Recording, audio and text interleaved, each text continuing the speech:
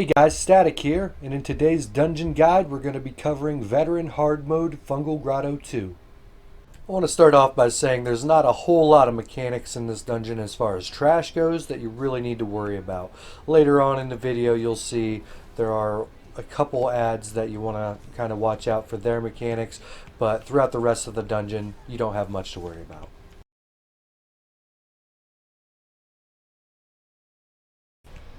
So the first boss we have here is Mephala's Fang.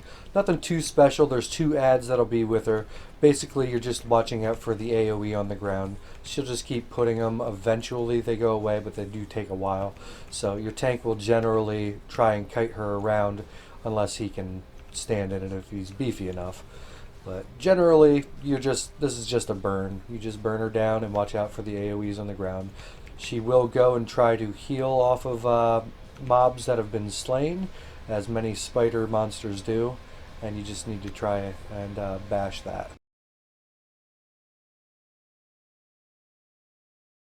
Alright, this boss here has a few mechanics.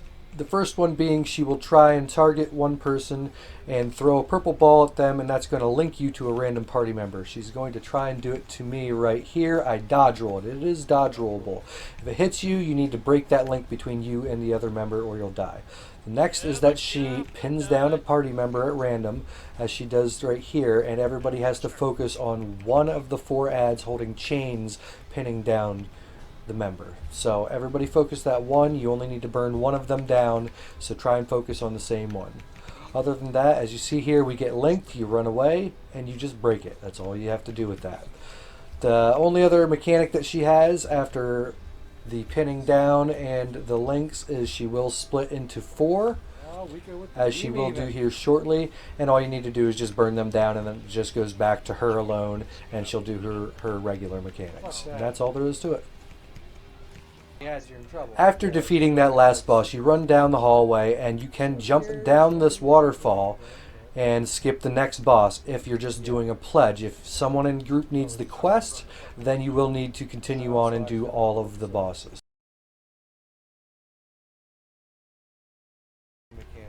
This boss has some interesting mechanics. If you kill the ads, she's going to gain super resist and be very, very tanky. So, as you can see there, she does have a summoning skill you can interrupt, but other than that, it's all about these ads.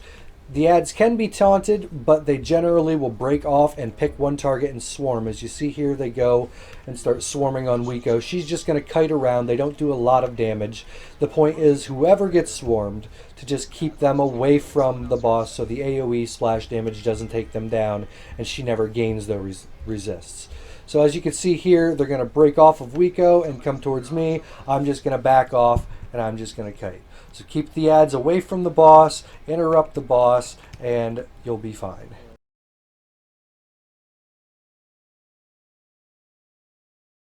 This boss has some fun mechanics. There's a cave behind her that one member who you pre-decide is going to hang out closest to. If you stay closest to that cave, you're going to be the one that gets picked. So I'm going to stick close to the cave here, and I'm going to get pulled in, and all you need to do when you're inside here is kill all of these spiders, and then you'll be able to go back out. When you do manage to get back outside, she has a big AoE you need to dodge roll out of, and there's going to be a random shot she turns, and like she did just shoot there at my buddy, which you can dodge roll. And then there's this giant laser here. It generally will target one person and chase them for a split second, and then it will turn and start focusing on another target. So you got to watch out where it ends up. As you can see here, it goes after Wiko, and then it goes after the tank. So it's going to pick one target, and then it's going to swap. You shouldn't have too much trouble avoiding it. So one member is always going to be pulled periodically into the cave, and everybody outside, just watch out for the laser and watch out for the giant AoE. Now we come to the only mobs that really have any mechanics you gotta watch out for. These are kind of Nightblade guys that when they become active, they can do a soul tether like they do right there, stunning the entire party. They can also like do an ambush gap close.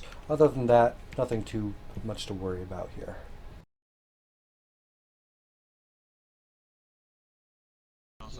Now this boss here, you can range taunt or just range attack him and pull him up the stairs, because there are adds on either side of this room, and if you're careful and you stay right in the middle here, you never have to activate any of those Nightblade adds. Other than that, the only mechanics he has is right here. He's going to be sucking everybody's magic. So magic users beware, you're going to be doing some heavy attacks to gain your resources here. He's going to have a heavy attack the tank has to block. He has a little tiny AoE swing, and he steals your magicka. That's all there is to this boss. As soon as this boss goes down, you want to immediately turn and run back up the stairs and run all the way back out to where the river was. The reason you want to do this is as soon as the one member hangs back, generally a speedy member, pulls that obsidian husk, you're going to start having those Nightblade adds pop up, just like this right here. And you don't want to be all together. You want to give the first three members a head start and then just have the last guy. That's why I said make sure he's speedy. When you get to this river here, you're safe. All of these adds, you don't have to fight them. When you jump down into the river, you're good to go.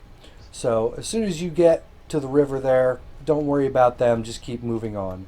You are going to have more adds pop up here, but once again, you're not going to fight any of these adds. You're just going to run all the way through, back to the beginning, actually, of the dungeon, which is where the last boss fight will happen. So as you see here, use some snaring tactics. I throw down caltrops, make all those mobs slow so nobody can get caught up by them. They're going to be slowed. They can't catch up to us. Everybody runs up here. Be careful jumping down the rocks, and then we'll get into the last boss fight, which occurs right down here.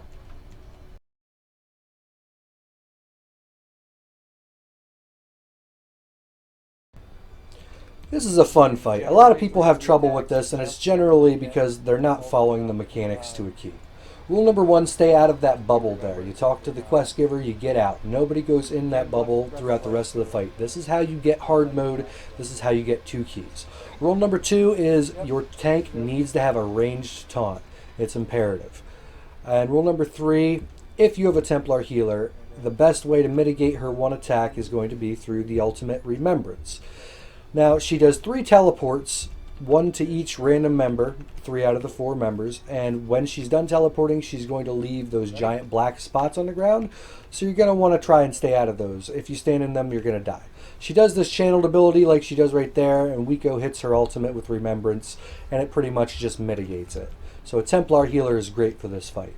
She's just going to be light attacking, trying to get her ultimate up for the next time. So there's our 3 teleports. Your tank is going to want to actually run further than the rest of the group in order to pull her out of the black area. That way your melee DPS can come up and continue to damage her without having to worry about that black stuff. So what's going to happen here is she generally does her attack, this attack right there, every time. Now, if she ever doesn't do it in a round, she'll do her teleport, and then she'll come up, you pull her out of the black, you damage her a little bit, then she'll do that attack. If she ever doesn't do that attack, that means right after her teleport, she's going to do the attack. And you'll actually see that in this fight, where we're waiting for her to do her attack. She never does her channeled attack, so Wiko holds off on her Remembrance, and she knows to look behind her. See, right here, you see, she's not going to do that attack. So always be wary if you're the healer in this group that, hey, where did that attack go? She never did that attack. So she's going to do her teleport right here. Wiko knows she never did her attack, which means she's going to turn around and immediately she's doing her channeled attack. Wiko knows it's coming. She's going to put out Remembrance. So you're still going to have to pull her out of the black as she does not move during this channel. As you see, her tank backs off there to chain her out, and we're back in business. So those are the mechanics of this fight. As long as you follow them, it's real easy. You just got to follow them. Thanks for checking out the video, guys. Please smash that like and subscribe button below for future content releases. I really appreciate the support everybody's been showing me. So I want to just say thank you to each and every one of you. It really means a lot to me. See you guys later and catch you next time.